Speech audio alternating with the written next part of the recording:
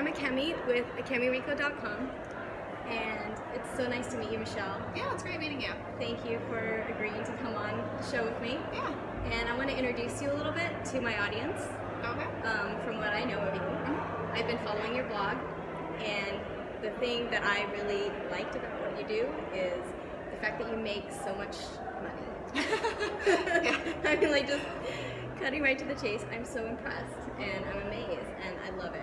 Thank you. And so the people that I work with also want to make a lot of money, and I just love how transparent you are about it. And then the other thing I love is that you also really know how to enjoy your life. So you've been traveling around in an RV, seeing North America, which is something that I would love to do one day. And then next year you're going to take a sailing trip around the world. We're actually on the boat right now. We've been on it for about 4 months, and we're planning on leaving probably around November or December for the Bahamas, and then going from there. Wow. Yeah. So that is awesome. And then, so what I wanted to ask about from you is a little bit about your money mindset. So I was wondering if you grew up with any limiting beliefs about money at all. So my dad was always really good with money when he was alive. My mom was like really bad, so I guess I learned from that. I learned I saw the mistakes that my mom did, and then I saw like all the things that my dad did, and I definitely learned from having two people from the opposite sides of the spectrum. And then when you chose your path, how did you kind of make those decisions? Because, okay, so I know you went to school for finance. Yep. But then you chose not to work in that world anymore. But you did work in that world for a little bit. Did Yeah. you know you were going to be a blogger? Or did you know you would have this type of lifestyle? So when I started like my undergraduate business degrees and I went for my MBA and stuff, I definitely never thought I was going to be a blogger. It's really funny to think about because I started my blog in August of 2011, and back then it was all just a hobby. I didn't know that blogs could make money or anything like that, and it all just quickly grew. I really loved blogging. I still do really love it. So when I earned that first like $100 through Making Sense of Sense, it was an amazing feeling. Wow, $100. Yeah. Yes. Like, I think I probably worked like 300 hours for free at that point, but it was like $100. It all starts there. Yeah, you got to start somewhere. Yeah. Was there a turning point that you experienced during your blogging journey that kind of propelled you into doing it full time? So I remember when I first started my blog, I was talking about like how I needed to pay off my student loans quicker, and I was talking about like getting another job. So I'm like writing on my blog like 30 hours a week, like I need to find another job because I didn't know blogs could make money. And a bunch of my readers eventually were just like, why don't you just make money from your blog? Like you're already spending like your second full-time job on your blog, like you might as well make a little bit of money from it. And that's when I started reading like income reports from other bloggers, so I could see like, oh, these other people are making like $20,000 a month. And at that time I was just like, I just want to make like $500 or $1,000 a month, just enough to pay off my student loans, and it all just grew from there super quickly. Yeah, totally. And that's another thing that I love about you is because student loan debt is my biggest problem, and that's how I got into all of this stuff. I had $141,000 in student loan debt, and I've been paying it over the past 10 years, and I've gone through various ups and downs and not been focused and been focused and not been focused again. And so I'm super impressed with how you were able to pay off, how much was it? It was like $38,000 in 7 months. Like, incredible. So I have $47,000 left. Okay, good job. And I've currently put the actual making the money part on the back burner while I focus on like building this like connections with people, coming to FinCon, doing the work, the 300 hours for free or whatever stuff, which I'm really enjoying. And that brings me to another point, which is enjoying life. And back to the whole sailing and traveling around the world stuff. Is that something you always wanted to do, traveling and... So my dad was a pilot, so we traveled a lot as a kid, and so I mean it was always definitely something that was interesting to me. I never thought I was going to live in an RV or anything like that. Like one day it just happened randomly. Like my husband was looking at like little canned hams and little trailers on Craigslist that were like $100 and were just like a box pretty much, and he kept showing them to me, and one day he was just like, we live right next door to an RV dealership, why don't we just go in and look at one? And I didn't think I was going to buy one. The first one we stepped in was actually the one that we ended up buying. So we bought that like the next day or something like that. And it all just started from there. We thought it was just going to be a weekend thing, but we both loved it so much. Like the day that we bought it, we actually didn't go back to our house for a whole month. So we just like kept staying out like longer and longer and longer. And then when we went back in a month, it was just to check in on our house sitter. We were just like, let's just make sure everything's okay there. And then we were just like, let's just get rid of the house. And then we got rid of the house, and yeah. And you have a dog too, right? We have 2 dogs. Oh, 2 dogs. Yep. Oh, cool. And do they just hang out on the boat now? Or? Yeah, they're actually really good. We were a little nervous when we first got it because we weren't sure like how do you get an 80. So we have 2 dogs. One's like 15 pounds, the other one's 80 pounds. So we're just like, how can we get the 80-pound dog on and off the boat? Will she enjoy sailing? Like if she gets seasick, that could be like a huge mess. But no, everything's been really good. They both really seem to like it. So the dogs are adaptable. Yeah, that's great. It's one thing I've learned.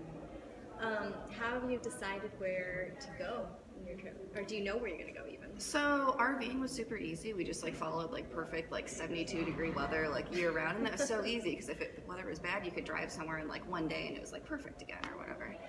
Sailing, it's a little different. Like for hurricane season, we're required to stay like at a marina. Since I guess it's because we're like new sailors and the hurricane season last year was so bad. So this year we're required to stay in a hurricane hole, and we chose St. Petersburg, Florida as our choice. But after this, we plan on doing hopping down to the Keys and then to the Bahamas for like 5 months. And then after that, I definitely want to follow the weather. I'm thinking, but to get out of like the hot weather in the summer, I think you have to go like all the way up to like Maine. So I don't know if that'll happen. Okay. Yeah. Have there been any like scary moments on the boat?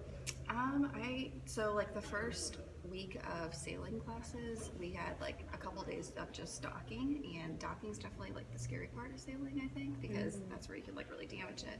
And I remember like the first night after my first docking class, I was just like, what did I get myself into? But it's fine now. We've like docked it like 100 times. Okay. No damages.